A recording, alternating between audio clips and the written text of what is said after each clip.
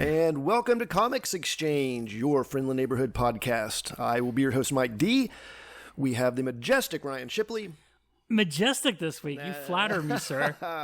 And, of course, the owner of the physical Comics Exchange. That would be Mr. Bill Langford, our liege. I'm glad to be back. Thanks for having me again. Yes, of course, of course. It'd be weird if we did this without you, since we record this in the store. It would be so weird if we just make you sit in the corner and watch us. I could always take the Ed McMahon role just off to the side and just, exactly like that. Just laugh and give you the yes, sir. He had the easiest job of anyone, right? And then he also, wasn't he the publisher's American publishing house with the giant checks? And he was one of those because it became one of those Mandela effects where they were like, he was not ever with the giant check. It wasn't Publishers Clearinghouse, but there was a company that he did. Yes. But when you hear that, you're like, no, sir, I remember him going to old people's houses with that giant check. But it's like, no, that never happened. Never happened. Hey, there's a new Mandela effect that I saw recently. It messed with me. Apparently, Chick-fil-A spells the word chick correctly, just like the word chick, and I thought it was always misspelled. That was shocking to me. It's not CHIC? Apparently, it's not. Now, can you imagine if there's impacts that change the world, but it's all just tiny stuff like that and not like major things? That's how time travel works. Yeah. I went back and killed Hitler. Now Chick-fil-A is spelled differently. Look at that. Butterfly effect. And obviously a lot of the Mandela effects happen just because people are just refuse to admit when they're wrong about something. Yeah. I thought Stouffer's made stovetop stuffing, but apparently it's Kraft. What? There is no Stouffer's stovetop stuffing. That's not right. I just hope nobody was listening to this driving their car because they probably went off into a ditch. Wow. I hate to crush dreams, but there it is, out in the open. Man, I did not know that. And it started because they thought Nelson Mandela had passed away like in the 90s or something. Like he died in prison. Yeah, and I know which is what I remembered. Yeah. Because I was living in Germany when he got released. Because I had never heard of him, and it was like all over all the papers. Send in your favorite Mandela effects. Oh yes, please do. We actually don't have an email address. I need to correct that. So, anything interesting happening in the shop this week? Any little fun stories or anything like that? It was pretty straightforward this week. Nothing really super special. Same thing with the news. Nothing really happening in the news this week either. Just kind of DC still turning their wheels and DC's turning their wheels. Ezra Miller has. Oh yeah. They're trying their best to save the Flash right now. They've supposedly have met with DC executives to try to say, hey, we went a little crazy. It's just a weird spot. I don't know what I think DC should do here. It is difficult because they have a lot invested in the Ezra Miller business. Yes. But every time you turn around, it seems like there's a different headline. And you just want to say, Ezra, please. It's... Something Ryan mentioned last episode was that the Flash movie is actually testing very, very well. Is it? People like it. But this could be maybe they get some redemption here because we were talking in the shop earlier, Bill and I, with some lovely ladies, Zatanna fans, that Robert Downey Jr. was just in as bad a spot as Ezra Miller is right now. Remember he got found in some stranger's daughter's bed? Just he had, I guess, climbed through the window. He was drunk. I did not know these details. Yeah. And Marvel was still sticking with him, so... Well, there you go. There's a perfect example. The precedent's been set already. Hopefully this getting arrested for burglary is... This is only the first act for Ezra Miller.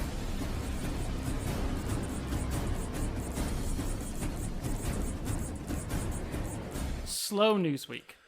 Well, maybe we should take this time to spotlight why it's such a fantastic idea to have a file, particularly at the Comics Exchange. Well, there's benefits, you're not going to miss an issue. What else we got here? Well, there's we offer 20% off discount for all new comics, and that also includes your back issues, action figures, toys, merchandise, T-shirts. And like you said, it's a situation where if you're going to be out of town for a week or two, we're always going to pull the book for you. You don't have to worry about coming in on a certain day at a certain time.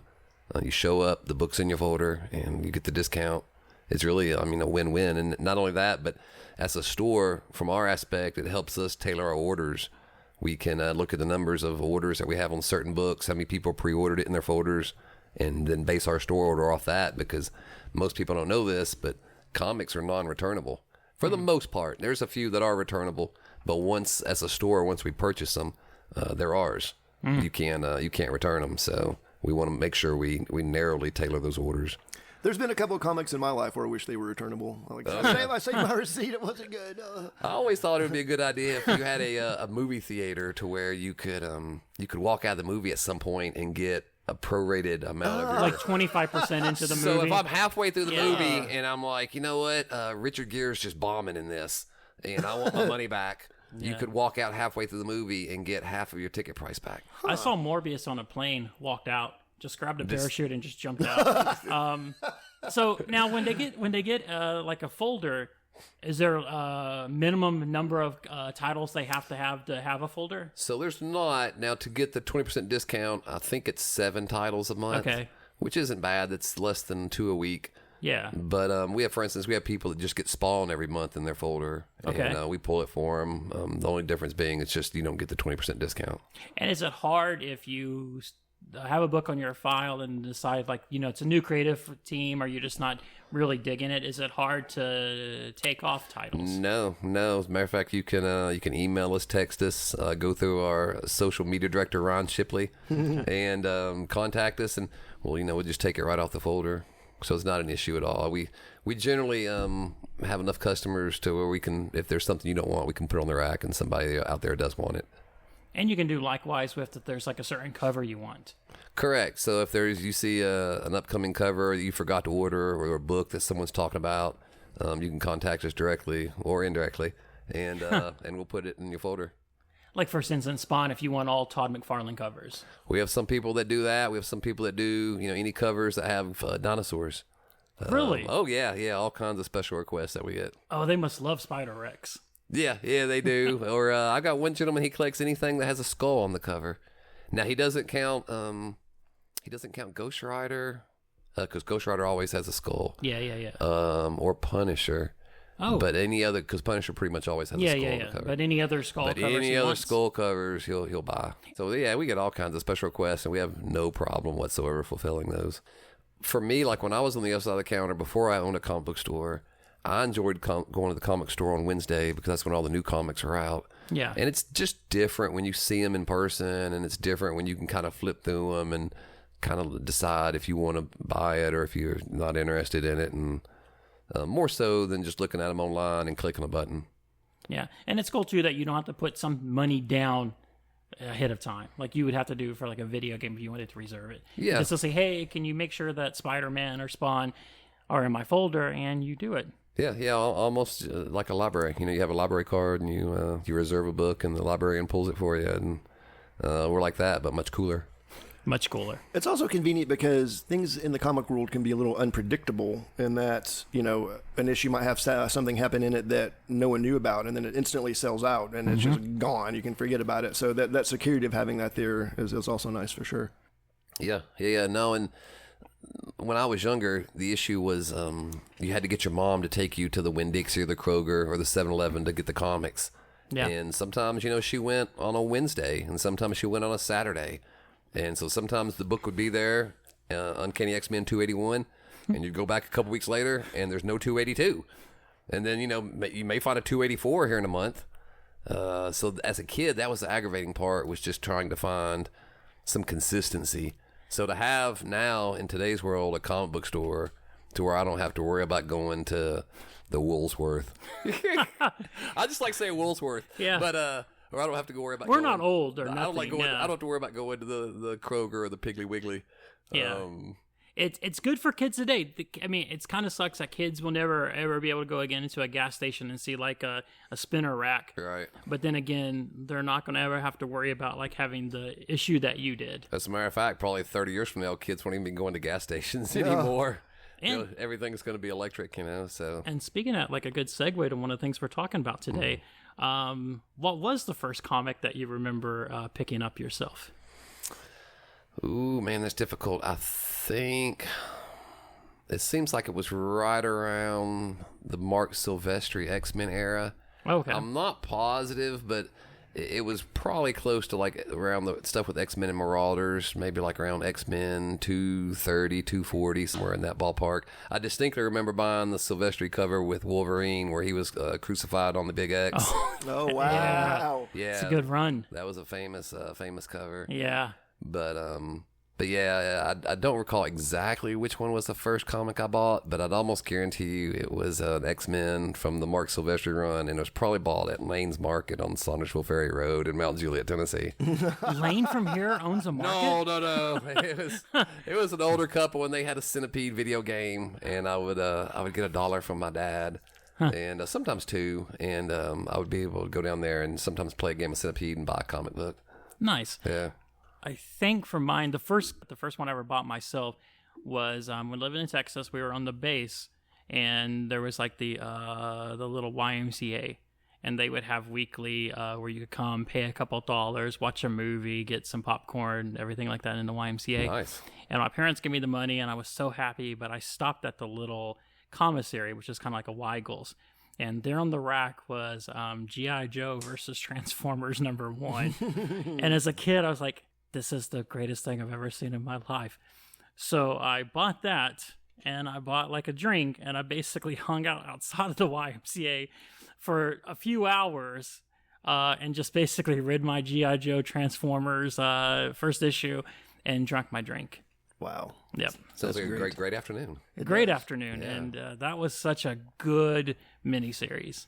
Who ended up winning? Was it G.I. Joe or Transformers? The reader did. That's a great. Yeah. The reader won. Of course. I think G.I. Joe and Transformers ended up by the end of it. They got an alliance together when they realized, hey, the Decepticons and Cobra, we got to watch out for them. Yes. Yeah. I think that's where Megatron got a new body. They took him out of the gun body and stuck him in a tank, if I recall correctly. Oh, that's Really? awesome. Yeah, I guess that would make sense because it would be weird looking just to see somebody transform to a gun and then just fall to the ground. Yeah, it's, for me, I can definitely remember my very first comic, which my grandmother got me. She was really teaching me how to read when I was very, very young, and it was a Green Arrow. For some reason, she got me the Green Arrow comic. Okay. You'd think I'd have more of an attachment to Green Arrow because of that, and I keep trying, but I don't know. He's all Just right. never really Never dug into the latches on runs. beyond the nostalgia. But the first one I ever bought for myself, later when I got back into comics, I'd have to say it's probably the McFarlane Spider-Man stuff. One of those very early ones I picked up from a Kroger. I was flipping through. I was like, I was bored in the store with parents, and I saw the art, I think it was, and I was like, what in the world? It just stood out to me so much, and the rest is history. Was it the Amazing run with him? It was. It was like, not long into it either. I think it was the Hydro Man one. Oh, that's a great cover. Yes. Yeah. No, it was a great time to get into Spider-Man. Yeah. McFarlane does the best Spider-Man. I love His webbing. the eyes and the webbing. Yeah. Yep. Yeah, it's famous for the spaghetti webbing, right? Oh, yeah, that definitely. Yeah. I wonder how long it takes to draw that. It's so intricate. Yeah, it may be quicker now with digital, but, right, back right. then, yeah, I bet it was time consuming. Copy and paste some webs. And I loved him as a kid too because he would hide a spider somewhere on the cover. So it'd always be one of those things where you were trying to find the spider that he did on the cover. Yeah, almost like what was it, Mad Magazine with the Alfred E. Newmans and the Playboy with the bunny. I think they had the bunny and all the. Yeah. I read the Playboys for the bunny covers. That's what I read them for. I gotta find this bunny. It's like a Where's Waldo. I'm gonna take this in my adult room and I'm crowd. gonna find this bunny.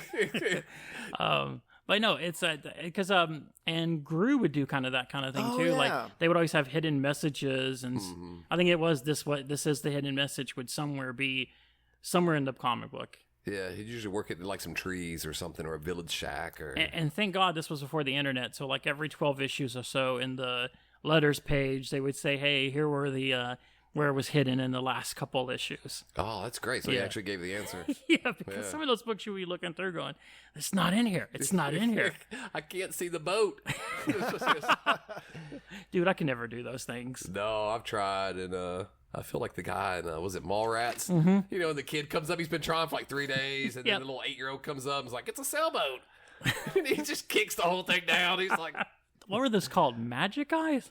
Oh, yeah, I guess so. Maybe. I could never do them either.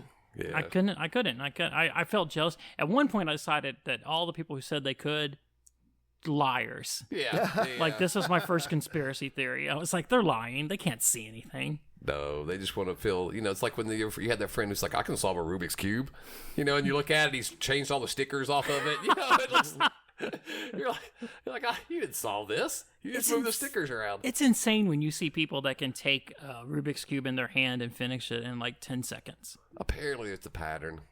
God, it's still how fast I they do it. know it's still incredible, but it's like 16 left, 4 right, 3. It's like I feel good if I can get the peg game at Cracker Barrel down to like the last 2 pegs or so.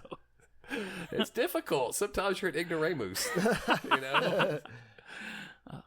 It's good times. Speaking of Spider-Man, Speaking of Spider-Man, Mr. Ryan Shipley had a great idea as we were putting the show together of the old character spotlight. We're going to shine a spotlight on a character. It's going to change from episode to episode, but we're going to give you our favorite run and our least favorite run from the comics of this character. And we went with Spider-Man today, and I don't know, let's kick that And there's in. a reason why we did Spider-Man for the first one. There is. It's a recurring theme of this episode, I think, old Spidey.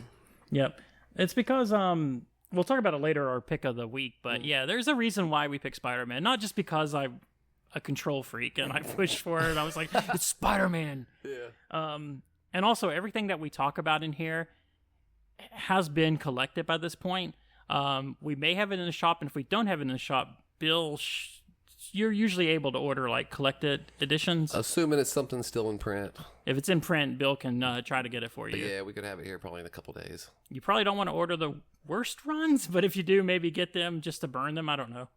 No, that's A statement. Yeah, make a statement. Who wants to kick this off? Okay. Yeah. Obviously, the classic run of Spider-Man that you have to always give props to is the original run, the first 113 issues by Stan the Man Lee. It's insane the amount of characters that was created in those 113 issues. They're collecting a lot of that right now in some Amazing Spider-Man omnibuses that look really nice. The paper is really good. And that first run does have my favorite story. I think it's issue 33 and 34, where the building has collapsed on Spider-Man. Classic. I think they've kind of paid homage to it in the movies. I think that was like the first comic I can remember reading, like a reprint of that, and just like being freaked out for Spider-Man. Yes. I really liked, I'll just do one more run here.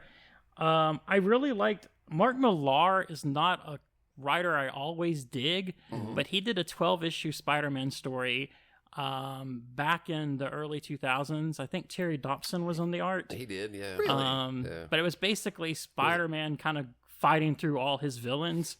It was Marvel Knights, wasn't it? Marvel Knights, yeah. Really good story, gorgeous art. I forgot who the second art. I thought there was 2 artists on the book.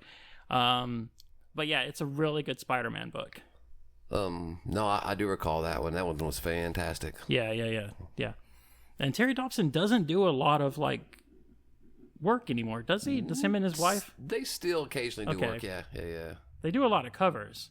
More covers than interior. Yeah. But yeah, no, that was a good book. No, that was, and then what was your least favorite run?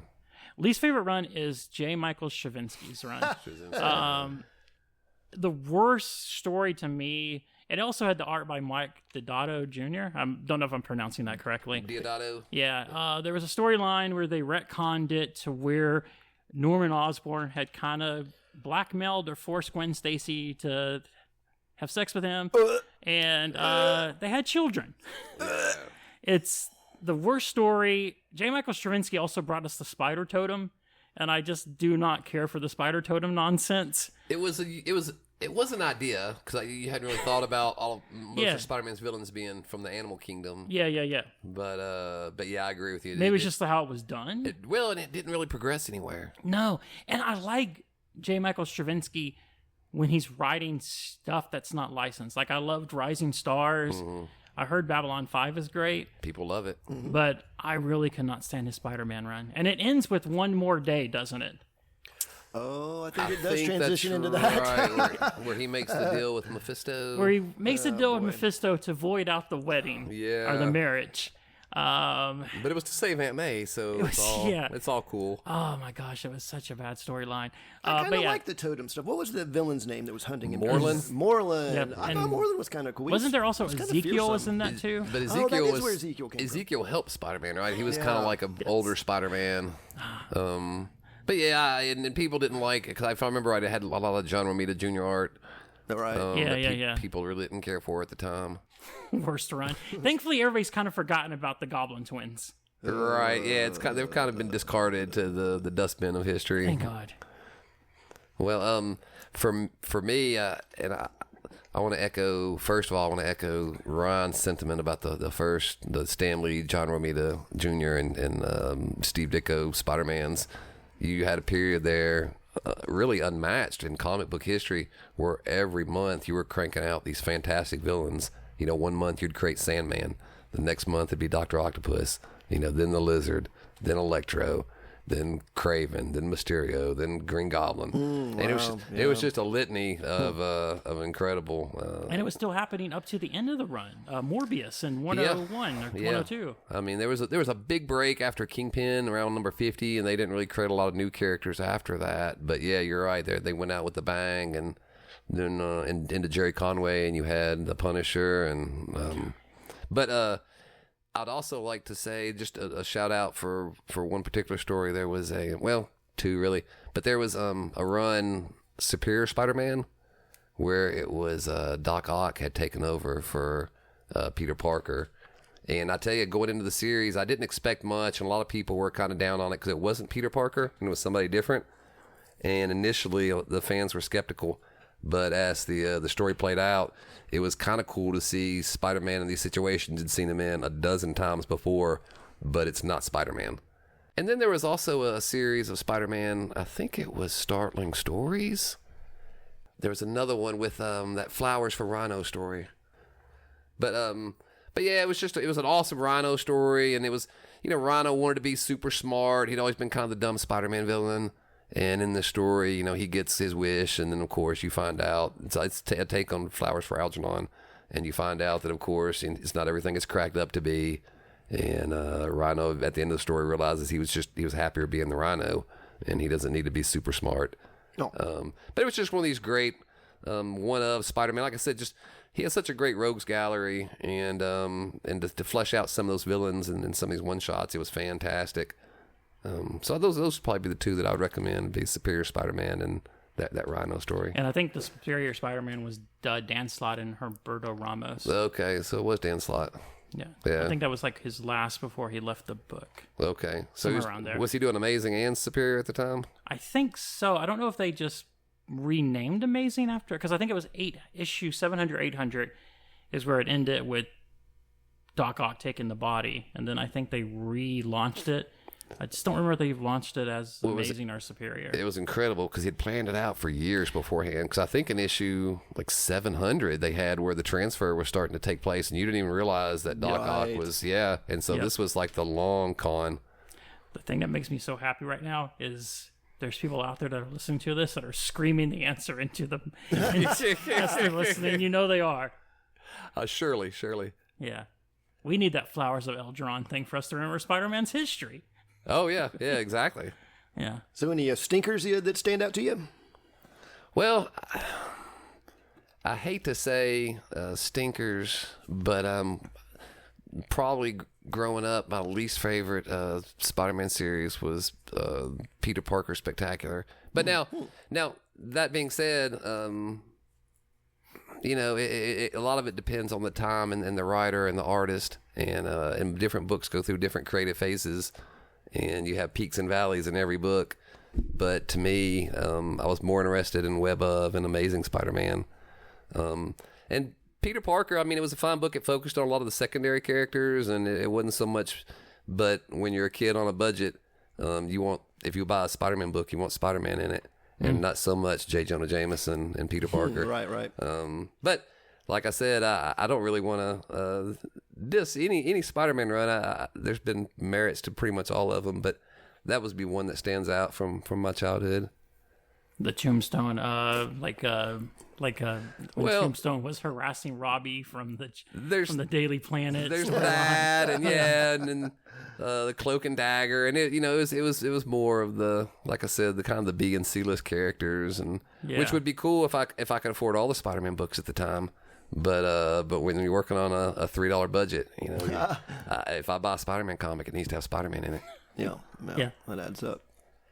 I'm going to go with something I mentioned earlier. That McFarlane run with McElhaney, I believe is how he said his name, up until when Bagley took over the art. That whole run, that was just so cool to me. That was me kind of getting back into comics again after being in it as a little kid, and it felt fresh. There's just something about that McFarlane stuff that felt very of the moment of that time period, and very forward thinking with the art. I just absolutely loved it. It felt fresh. It felt like it was, for me almost, I guess you could say. Right. That was really cool.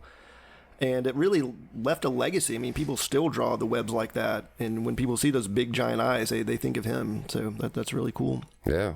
Yeah. And not to sound too cliche, but I was never much into the Clone Saga. It just felt creatively bankrupt. Okay. It just seems like they'd lost their steam and were just throwing stuff at the wall. It just didn't feel like there was much inspiration there, I guess you could say. So that one didn't do much for me. It's been kind of interesting seeing how many people have come out of it now loving Ben Reilly. Right. That reminds me of the Star Wars prequels. Back then people hated it, but now there's a certain nostalgia for it from those certain people of that age. Yep. Yeah, it's weird when some people come in the store, and if they're of a certain age, Phantom Menace is their favorite Star Wars movie. Really? And yeah. No, I say the same thing. Do they still get to do subscriptions or folders through you, or do you kick them out? No, it's not a deal breaker. Okay. Yeah. All right. So you're okay with the Jar Jar Binks I fans. usually draw the line at something like Deuce Bigelow. That'll get you kicked out real fast. Any Rob Schneider film. And it was so good that they made 2 of them. They did that somehow too. that movie made enough money. It wasn't good, but it made enough money that there was 2 Deuce Bigelow movies. Yeah. Like they said, we need more of this character. Deuce. One word, cocaine, maybe. I don't know. It's hard to figure out. I guess there was lots. It was the early 2000s, maybe, or late 90s, and Yeah, it's you crazy had time. The Night at the Roxbury was going on, and but yeah, it was a different time back then. Oh yeah, they did so many SNL characters. So many. Pat got a movie. Pat got a film. It's like a one-note joke. Yeah. Yeah. Yeah. So have you ever kicked anybody out of here? Has anything come up where you're like, get out of here? Yeah, it's only happened maybe once. Usually, my line is, "You can say goodbye to me or hello to a cop." Oh. And that usually turns them around and they walk out the door. I have had, I think, one person, and I think it might have been more a situation of mental illness, sadly, Right. where he was going up to a customer and ask him to hold his baby. Oh. And it's just it was real awkward, and the gentleman he was in here with like 2 or 3 kids, and so I just politely asked the gentleman to leave, and so there hasn't been any nefarious situations. I think maybe once or twice I had to tell someone not to come back in for stealing. Oh. But, yeah, no, that kind of makes sense. Yeah. But as far as like physically asking someone to leave in the moment, not so much, luckily. If somebody stole the JMS run and I saw them stealing it, I'd be like, they're going to pay for this in their own way. It's in a karmic sense. Yeah. That's so weird. Yeah, when somebody asks you to hold a baby, you just gotta. Yeah, and it's weird because he was using like a fake foreign accent. Like he was like, "Hey, can I hold your baby?" Oh. Yeah, I mean, it was real obvious too. He studied the Mario games to nail his accent. He was, but like I said, once I asked him to leave, there was no problems. He left. That's good. Yeah, It's like maybe next door they'll let me hold a baby. he just wanted to hold a baby. Hey, never give up on your dreams. We've all got our specialties here at Comics Exchange. In fact, I was dubbed the collector over on Ryan's other show. You were, BRBFK, yes. Yes. In regards to toys, I've got a couple. I've got a few, and we're going to use that here at the podcast to do a toy spotlight. Dun dun dun! Toy spotlight. Fantastic. Great. And I would like to talk about the Todd McFarlane DC Multiverse figures. Okay. Oh, those are great. They're great. They're. I wasn't sure at first because McFarlane in the past has had his issues with some quality control maybe, and some limited articulation, but these have just been spectacular, and he casts a wide net. I mean, in some cases we've gotten alternate versions from specific stories that we haven't even seen the original version of the character with, like Wonder Woman, for example, and there's a huge output for these things. They're available at retailers like Target and Walmart, preferably Comics Exchange or other local shops that you can buy them from. Always try to do that out there in the world. Find your local comic shop and support those guys, much Definitely. like Comics Exchange. But Comics Exchange. No, they he's got a fantastic line of sculptors too. The people who sculpt for him, and he's always been known ever since McFarlane was doing, I guess, Spawn figures. Really, he's always been known for having the best sculpts in the business. But like you said, his problem was more in the articulation department. They were almost like little plastic statues that you could barely move, and they broke a lot. But here now, it seems like the DC figures, he's really focused on much better articulation. They don't seem to snap as easily. The paint jobs are immaculate. The sculpts are phenomenal. He's really, really, and if anything, if you remember how toys were in the 90s, they were kind of lame. Like when we were kids, you had like 5 points articulation, the arms moved, the legs moved, and he really enforced everybody's toy game to kind of come up to par and to match his, because he was just killing it there with the Spawn stuff for so long. And you noticed once he did that, it seemed like everybody's toys got a lot better. It really did. He set that standard for the sculpting. It didn't just look like a toy for kids anymore. It started to look more like the art on the comics pages, and he really did influence everything that came after, by all means. Yeah. And those are two, like to avoid like the people that just go and buy up everything. You can do pre-orders for the toys here. So correct. Yeah, we order everything 2 months in advance. Okay. So I think toys maybe 2 to 3 months. Sometimes they're a little further out. But yeah, we pre-order quite a few toys, and we have people that order Marvel Legends, McFarlane toys, Mezco 112s, Hot Toys. I guess with the McFarlane toys and the Legends, it's better to do it that way because usually there are Build-A-Characters in there too, right? Yes. So correct. Like for instance, the latest wave we got in, I think, was from Thor: Love and Thunder. It was the Build-A-Korg wave, which the Korg is fantastic if you get a chance. But yeah, so what they do is they'll include a piece of a larger figure. They'll break it into 6 pieces, and they'll include a piece in each of the 6 different Marvel Legends in that series. So it kind of Pokemons you to where you want to catch them all. Yeah. And you're like, well, you're incentivized. You're like, well, I've already bought 4 out of the 6. Yeah. So if I get 2 more, I can get both the legs and I can finish them. And so it's a sales incentive, but it's a great sales incentive because as a collector, it gives you an extra figure, and it's usually a larger figure that will scale up to your smaller 6-inch figures. Yeah. So like the Build-A-Figures, it's usually a figure like a Sentinel or Apocalypse. But yeah, it's a larger figure, and for I think the Love and Thunder wave, it was awesome Korg. Hey, who started doing the Build-A-Figures first? Was it Hasbro with the Marvel Legends? Was that where that started? I think did Toy Biz? I don't think. I can't remember if Toy Biz did. I think they were still doing including the comic in the back. But I think you're right. I think when it switched to Hasbro, they started incorporating whoever's idea it was. Surely got a raise. There's no doubt about it. Yeah. Because now you see it all the time. You see Build-A-Figure pieces. And I guess the reason too it's good to get it through you is like there's typically at least one of the figures that's kind of less made. There's like a character that they don't make as many of. So like you could have like, I got 5 of the 6, but I can't find the 6th part anywhere. Right. So if you get it through you, you're guaranteed to get the 6 if you order like a box, right? Right. Sometimes they'll do, and I think it's called short pack, and they'll short pack a figure. And so, for instance, you'll have a case, and there'll be 2 Luke Skywalkers, 2 Darth Vaders, 2 Obi-Wans, but only 1 R2-D2. And so the R2-D2 is the short pack. So a lot of times people pre-order exactly for that reason. Like you said, they want to make sure that they're guaranteed that they get, the main figures, but also that short pack figure. Yeah, the short pack is usually like the deep cut character. I mean, R2-D2 is obviously not a deep cut. No, yeah. Like usually it's like Sleepwalker was in one of the last Marvel Legends. Right. A lot of times it'll be kind of like a Spider Ham or a Full Killer, or like you said, kind of a D-lister. No offense to Spider Ham. I'm glaring at you right now. I could tell. And if people order through you, if they have folder, they also get the 20% off those figures. Correct. That's awesome. Yeah, which on figures makes a huge, because figures have gotten so expensive, as you know. 20% makes a huge difference. It does. Yeah, you're talking about like $5 off, $6 off a figure.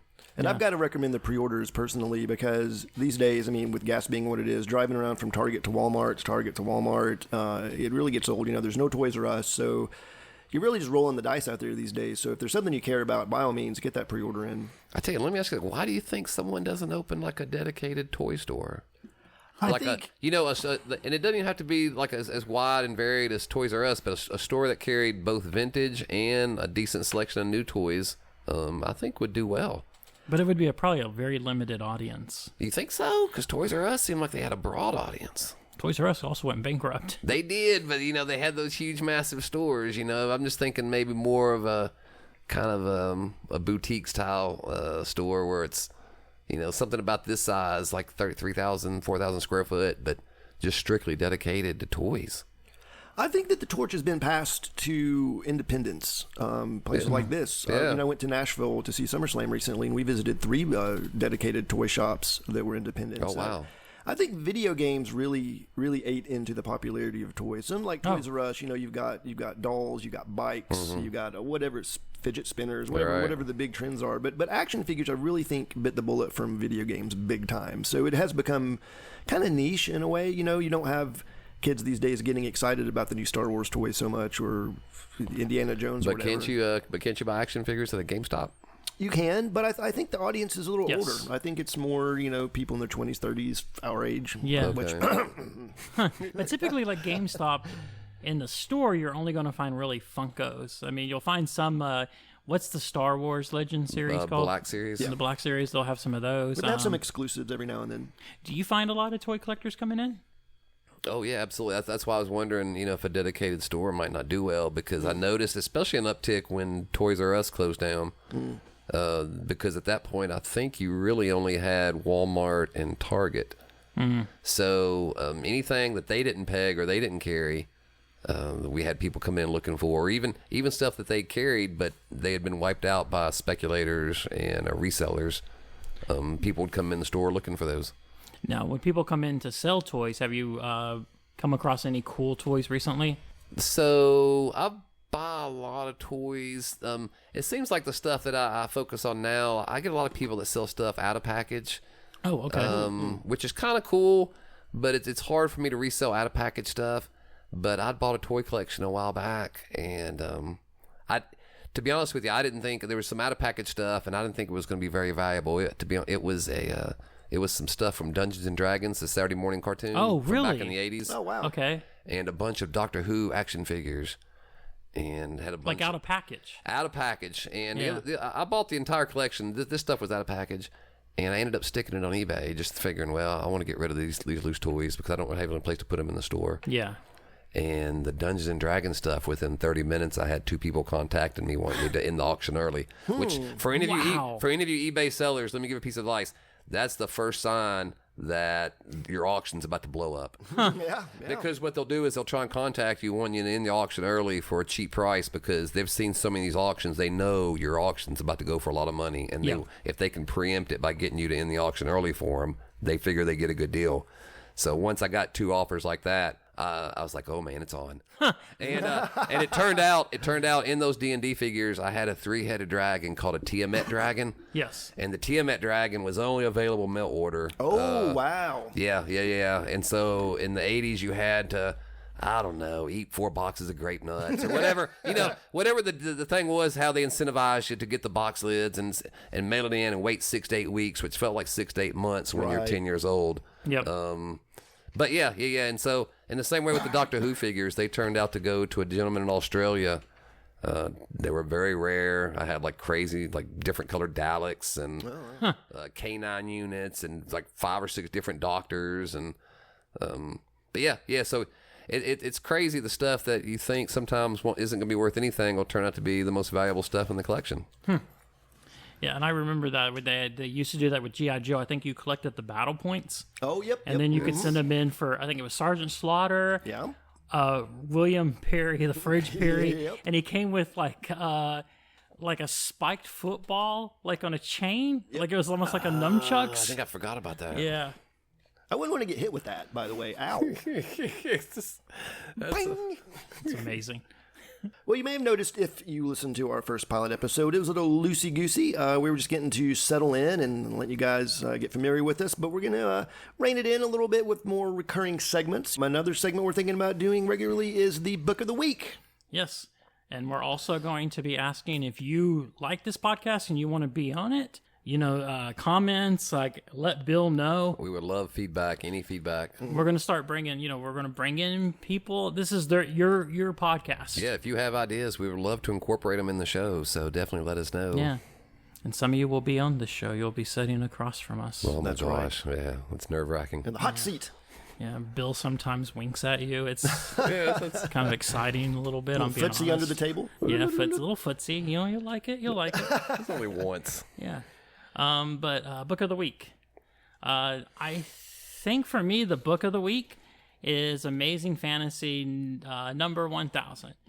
Marvel's done some weird math to get to it, but I'm okay with it because I'm not good with math either. I bet they use some Common Core math. But it's really solid. I flipped through it before we started recording. The Neil Gaiman story looks awesome. He's written himself into the story. There's a few panels that have been going on around today about Spider-Man having self-doubt and not sure he wants to still be Spider-Man after all the stuff he's been through. It looks like it's going to be I don't want to say a fun book, but a really good book. Great covers for it.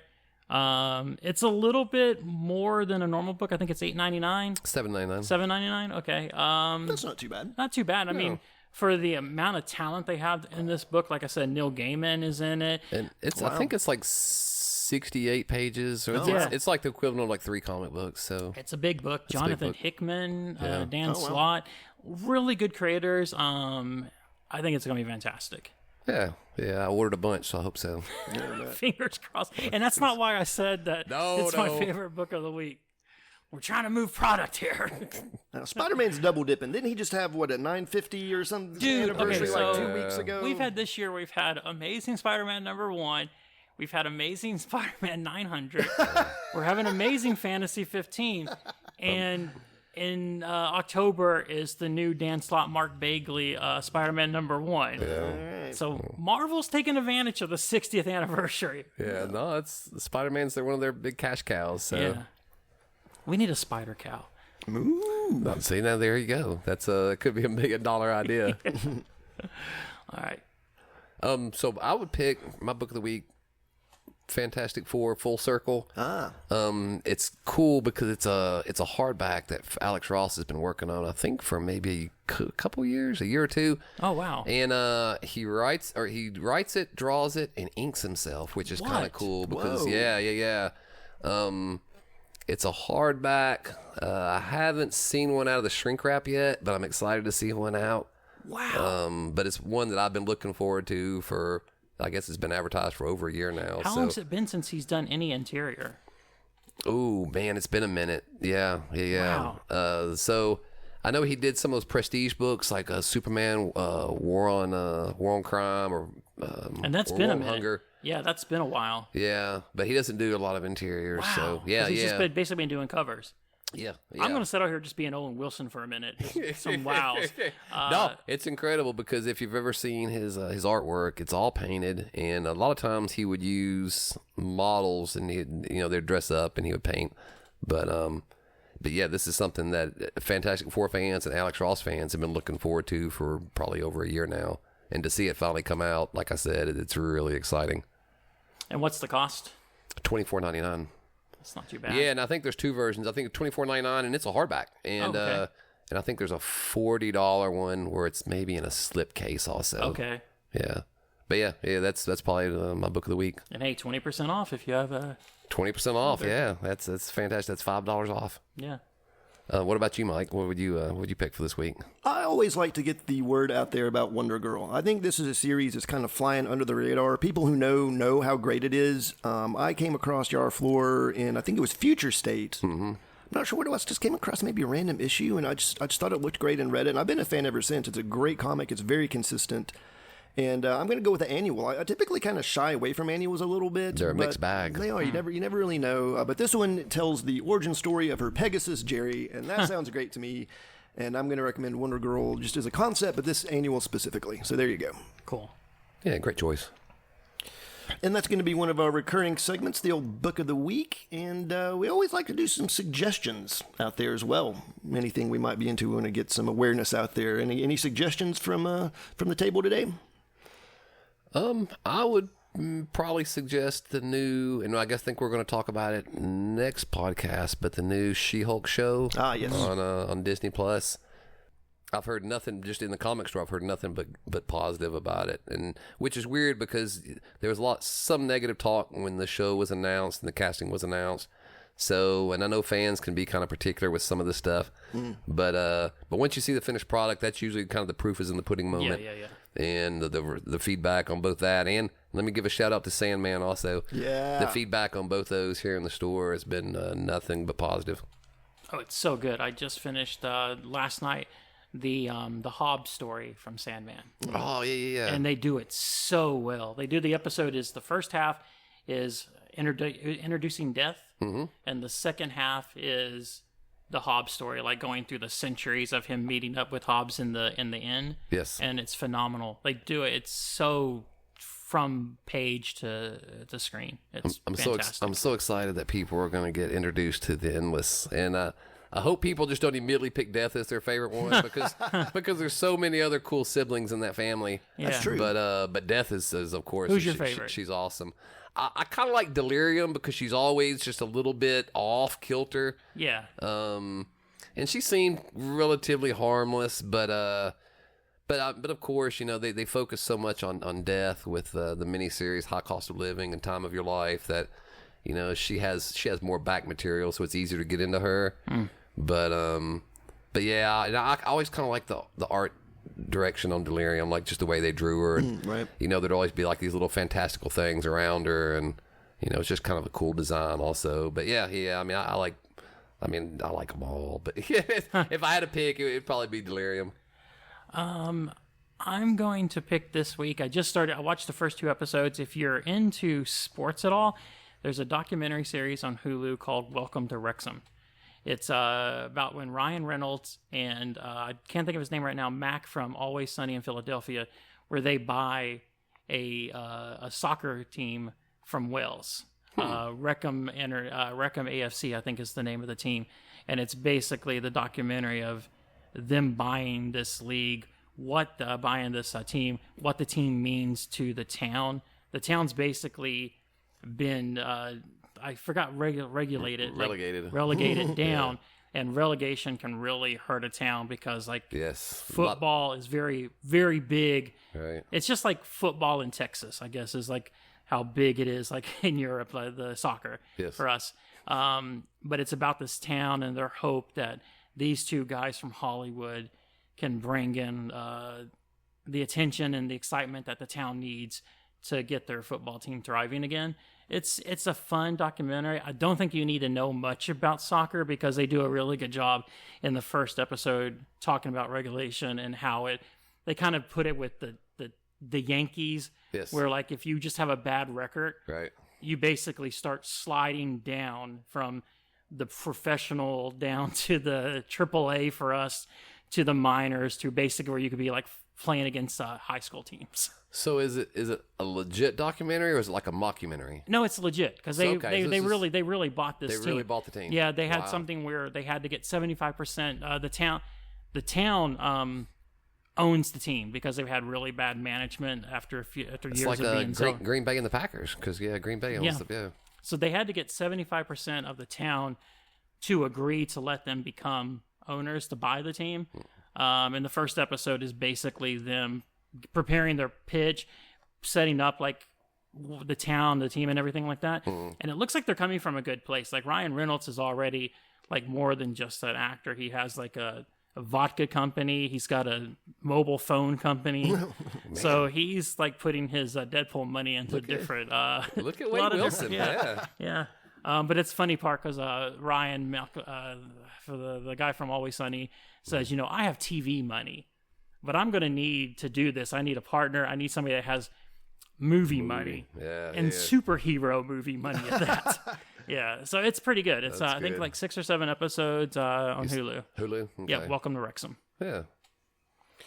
You guys have strayed away from specific comic books on your suggestions. I think I'm going to go with the video game myself. Nice. I'm going to go with the Teenage Mutant Ninja Turtles Cowabunga collection. Oh, yeah. Cowabunga. I think it's, I want to say 16 games? I think that's right. Right around 16, starting all the way back with the original NES game. Have there been that many Turtles games? Oh, there's have more been. than 16. Yeah, there are. Really? Yeah, absolutely. Okay. It's got that. It's got the original arcade game and Turtles in Time, which everybody remembers and loves as 4 players. It's got the Game Boy games. It's got Super Nintendo games. It's got a fighting game I didn't even know came out. Oh, wow. Okay. Yeah, so it's pretty comprehensive. It cuts off, before Nickelodeon got it around the 2000s, but it's got so much fun stuff in there. Stuff I've not even played, so I'm looking forward to digging into the Teenage Mutant Ninja Turtles Cowabunga collection. Cowabunga. I think it just came out today. It did, in fact. Oh.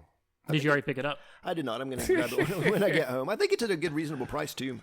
Yeah, it's not especially for that many games. Yeah. Oh, and it's for like every system, too. Every system that exists is out there, I think. Yeah, I remember as a kid watching where you pick up a foot soldier and throw them at the screen. Yeah, that's and great. going, it's never going to get better than this, guys.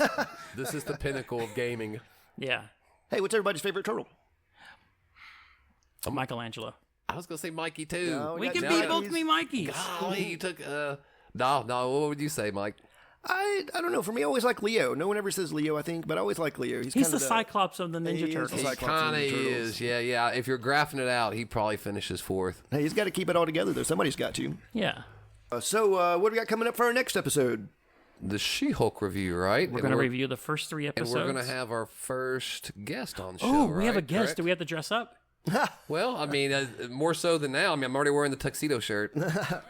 You do look dapper. It's I'll bring the top hat next week. But yeah, I think and Mike, you have a special relationship with this guest, don't you? I do. We go back a little ways. We're good buddies, you might say. Do you want to reveal now who our guest is, or do we want to wait? Let's wait. Let's Okay. let it be a surprise Looky for all the there. people out there in the listener land. Our very first guest. Talk amongst yourselves who you think it is. But is it Michelangelo from the Ninja Turtles? It's Leo. Mikey's got 2 votes. Leo's got 1. All right. Well, we'll also have all sorts of good stuff like the character spotlight, the toy spotlight, the book of the week, all kinds of stuff we're trying to get going here for you guys. I don't know. I guess we're pretty much wrapping it up today. We've hit everything on the list. Yeah, I'm so thankful we're wrapping up because we don't have the air conditioning turned on right now, that's true. and it's getting hot. This is is the a little warm. sacrifices we go through for the listeners. I just want the listeners to know the sacrifices we make for them. It's difficult, but we're willing to put up with it. Exactly. Well, I'd like to thank everybody out there checking out the show. I want to thank, of course, Mr. Bill Langford for giving us a shop to record in. I'm Mike D, I'm Ryan Shipley. And I'm Bill Langford. and we will see you in the funny books. See you later, guys.